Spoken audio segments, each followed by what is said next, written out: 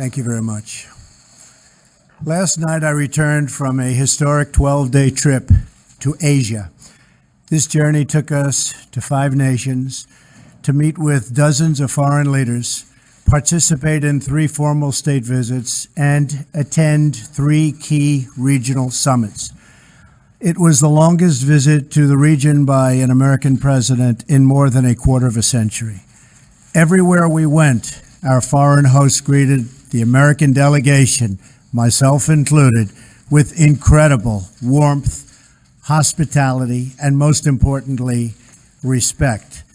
And this great respect showed very well our country is further evidence that America's renewed confidence and standing in the world has never been stronger than it is right now. When we are confident in ourselves, our strength, our flag, our history, our values, other nations are confident in us. And when we treat our citizens with the respect they deserve, other countries treat America with the respect that our country so richly deserves. During our travels, this is exactly what the world saw: a strong, proud, and confident America. Today, I want to update the American people on the tremendous success of this trip and the progress we've made to advance American security and prosperity throughout the year. When I came into office, our country was faced with a series of growing dangers. These threats included rogue regimes pursuing deadly weapons, foreign powers challenging America's influence, the spread of the murderous terror group ISIS, and years of unfair trade practices that had dangerously depleted our manufacturing base and wiped out millions and millions of middle-class jobs. The challenges were inherited, and these products really showed what previous mistakes were made over many years and even decades by other administrations.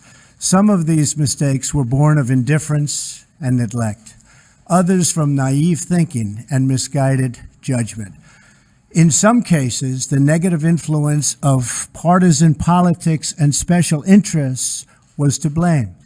But the one common thread behind all of these problems was a failure to protect and promote the interests of the American people and American workers. Upon my inauguration, I pledged that we would rebuild America, restore its economic strength, and defend its national security. With this goal in mind, I vowed that we would reaffirm old alliances and form new friendships in pursuit of shared goals. Above all, I swore that in every decision, with every action, I would put the best interests of the American people first. Over the past 10 months, traveling across the globe and meeting with world leaders, that is exactly what I have done. Earlier this year in Saudi Arabia, I spoke to the leaders of more than 50 Arab and Muslim nations about our strategy to defeat terrorists by stripping them of financing, territory, and ideological support. And I urged the leaders to drive out the terrorists and extremists from their societies. Since that time, we have dealt ISIS one crushing defeat after another. In Israel, I reaffirmed the unbreakable bond between America and the Jewish state, and I met with leaders of the Palestinian Authority and initiated an effort to facilitate lasting peace between the Israelis and the Palestinians. In Brussels, I urged our NATO allies to do more to strengthen our crucial alliance and set the stage for significant increases in member contributions. Billions and billions of dollars are pouring in because of that initiative. NATO, believe me, is very happy with Donald Trump and what I did. In Warsaw, I declared to the world America's resolve to preserve and protect Western civilization and the values we hold so dear. In Rome, Sicily, Hamburg, and Paris, I strengthened our friendships with key allies to promote our shared interests of security and prosperity. In September at the United Nations General Assembly in New York, I urge that the nations of the world join in confronting rogue regimes that threaten humanity and laid out a model for international cooperation grounded in respect for sovereignty and the responsibilities that come with it. On each trip, I have worked to advance American interests and leadership in the world.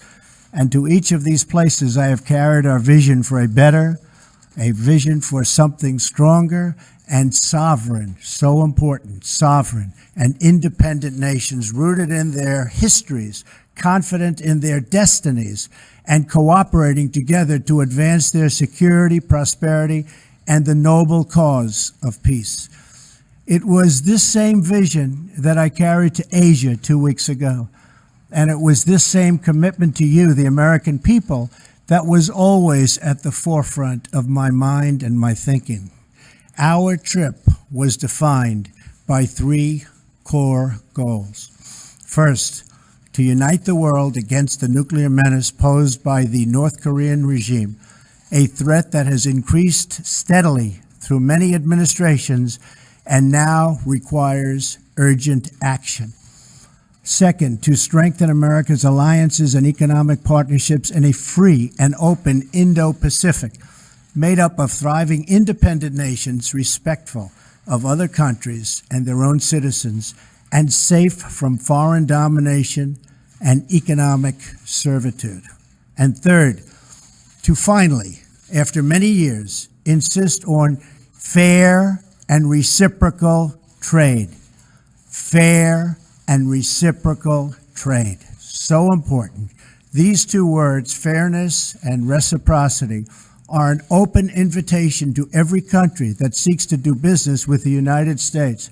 And they are a firm warning to every country that cheats, breaks the rules, and engages in economic aggression like they've been doing in the past, especially in the recent past.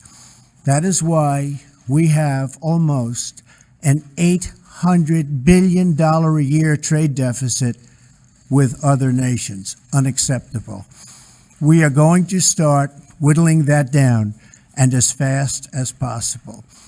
With these goals, it was my profound honor to travel on this journey as your representative. I explained to all of the world leaders and across Asia how well the United States is doing. Economic growth has been over 3% the last 2 quarters and is going higher. Unemployment is at its lowest level in 17 years. The stock market has gained trillions of dollars in value since my election and has reached record highs. We are massively increasing our military budget to historic levels. The House has just passed a nearly $700 billion defense package, and it could not come at a better time for our nation. Once again, our country is optimistic about the future, confident in our values, and proud of our history and a role in the world. I want to thank every citizen of this country for the part you have played in making this great American comeback possible. In Asia, our message was clear and well received. America is here to compete, to do business, and to defend our values and our security. We began our trip in Hawaii to pay our respects to brave American service members at Pearl Harbor and the United States Pacific Command, the guardian of our security and freedom across the Indo-Pacific region. As our country prepared to observe Veterans Day, we remembered the incredible sacrifices and courage of all of the veterans whose service has preserved our liberty and a way of life that is very special. We also thanked military families for their support for our brave servicemen and women. From Hawaii, we traveled to Japan, a crucial U.S. ally and partner in the region. Upon landing in Japan, my first act was to thank the American service members and Japanese self-defense forces, who personify the strength of our enduring alliance. Prime Minister Abe and I agreed on our absolute determination to remain united to achieve the goal of denuclearized North Korea. Shortly following our visit, Japan announced additional sanctions on 35 North Korean entities and individuals. Japan also committed to shouldering more of the burden of our common defense by reimbursing costs borne by American taxpayers, as well as by making deep investments in Japan's own military. This will include purchases of U.S. advanced capabilities, from jet fighters to missile defense, systems worth many, many billions of dollars, and jobs for the American worker. Prime Minister and I also discussed ways we can deepen our trade relationship based on the core principles of fairness and reciprocity. I am pleased that since January of this year, Japanese companies have announced investments in the United States worth more than $8 billion, 17,000 jobs. Thank you. Oh, they don't have water. That's okay. What? Oh, it's okay. Oh.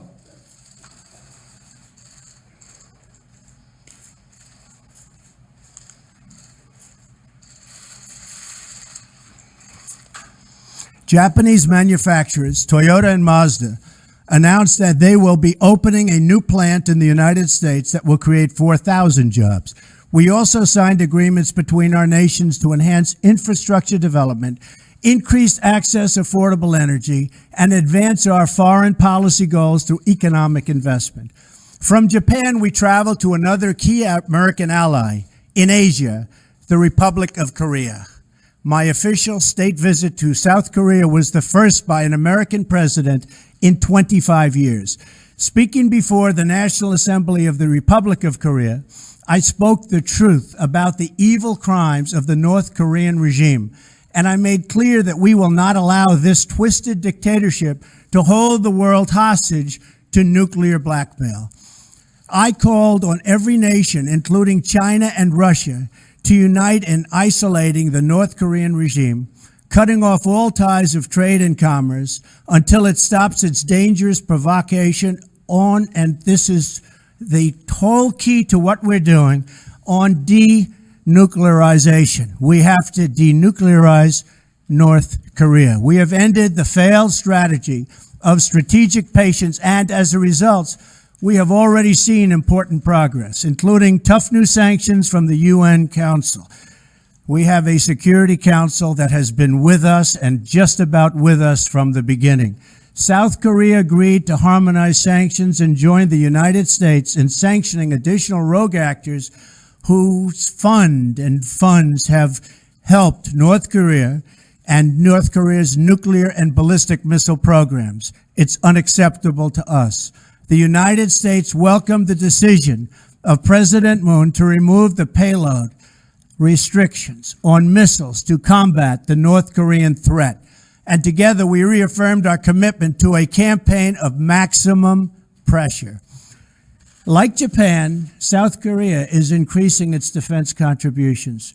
During our meetings, President Moon acknowledged his desire for equitable cost sharing for the United States military forces stationed in South Korea. And I visited soldiers at Camp Humphreys, a brand new joint American-South Korean base, paid for almost entirely by the South Korean government. At that base, I discussed with the United States and South Korean military leaders both military options and readiness to respond to North Korean provocation or offensive actions. During our visit, President Moon and I also discussed America's commitment to reducing our trade deficit with South Korea.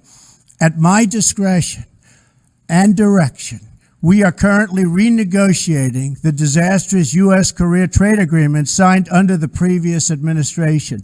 It has been a disaster for the United States. Last week, 42 South Korean companies announced their intent to invest in projects worth more than $17 billion in the United States, and 24 companies announced plans to purchase $58 billion in American goods and services. From South Korea, Melania and I traveled to China, where, as in Japan and South Korea, we were greatly honored by the splendor of our reception. Our trip included the first official dinner held for a foreign leader in the Forbidden City since the founding of the modern China, where we enjoyed a very productive evening hosted by President Xi and his wonderful wife, Madame Peng.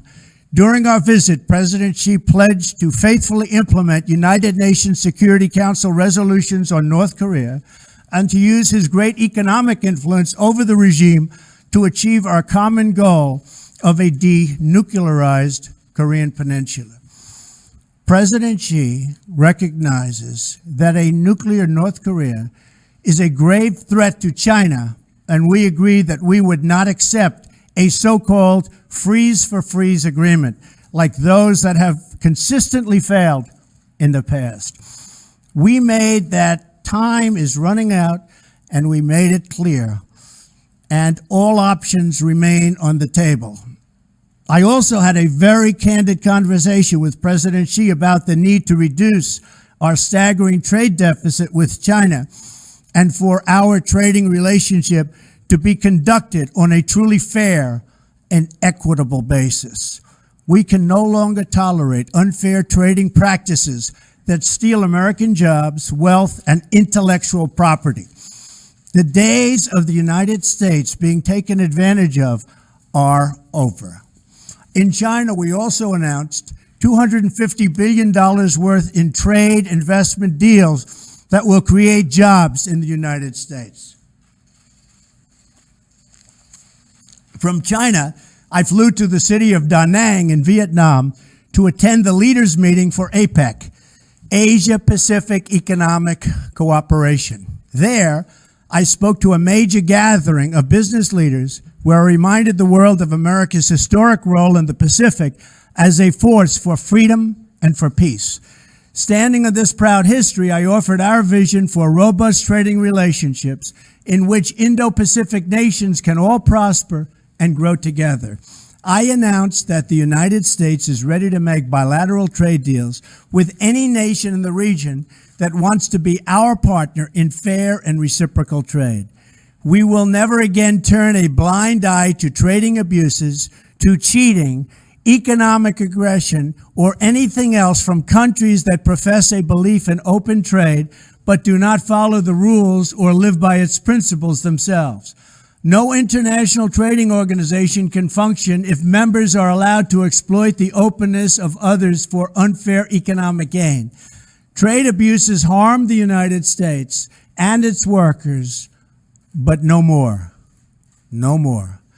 We will take every trade action necessary to achieve the fair and reciprocal treatment that the United States has offered to the rest of the world for decades. My message has resonated. The 21 APEC leaders, for the first time ever, recognized the importance of fair and reciprocal trade, recognized the need to address unfair trade practices, and acknowledged that the WTO is in strong need of reform. These leaders also noted that countries must do a better job following the rules to which they agree. I also made very clear that the United States will promote a free and open Indo-Pacific in which nations enjoy the independence and respect they deserve. In Vietnam, during a state visit in Hanoi, I also met with President Quan and Prime Minister Phuc to discuss the growing friendship between our countries. Our Vietnamese partners are taking new actions to enforce sanctions on North Korea. In addition, we committed to expand trade and investment between our countries, and we pledged to address the imbalances. I am particularly pleased that the United States and Vietnam recently announced $12 billion in commercial agreements, which will include $10 billion in U.S. content. Finally, I visited the Philippines, where I met with numerous world leaders at the U.S., ASEAN, and East Asia summits. At ASEAN, the Association of Southeast Asian Nations, we made it clear that no one owns the ocean. Freedom of navigation and overflight are critical to the security and prosperity of all nations. I also met with the prime ministers of India, Australia, and Japan to discuss our shared commitment to a free and open Indo-Pacific. During our visit, President Duterte of the Philippines thanked the American people and our armed forces for supporting the recent liberation of Marawi from ISIS. We pledged to strengthen and deepen our long-standing alliance. At the East Asia Summit, the United States negotiated and signed 4 important leader statements on the use of chemical weapons, money laundering, poverty alleviation, and countering terrorist propaganda and financing. And crucially, at both summits and throughout the trip, we asked all nations to support our campaign of maximum pressure for North Korean denuclearization. And they are responding by cutting trade with North Korea, restricting financial ties to the regime, and expelling North Korean diplomats and workers. Over the last 2 weeks, we have made historic strides in reasserting American leadership, restoring American security, and reawakening American confidence. Everywhere we went, I reaffirmed our vision for cooperation between proud, independent, and sovereign countries. And I made clear that the United States will be a reliable friend, a strong partner, and a powerful advocate for its own citizens. The momentum from our trip will launch us on our continued effort to accomplish the 3 core objectives I outlined: to unite the world against North Korean nuclear threat, to promote a free and open Indo-Pacific region, and to advance fair and reciprocal economic relations with our trading partners and allies in the region. We have established a new framework for trade that will ensure reciprocity through enforcement actions, reform of international organizations, and new fair trade deals that benefit the United States and our partners.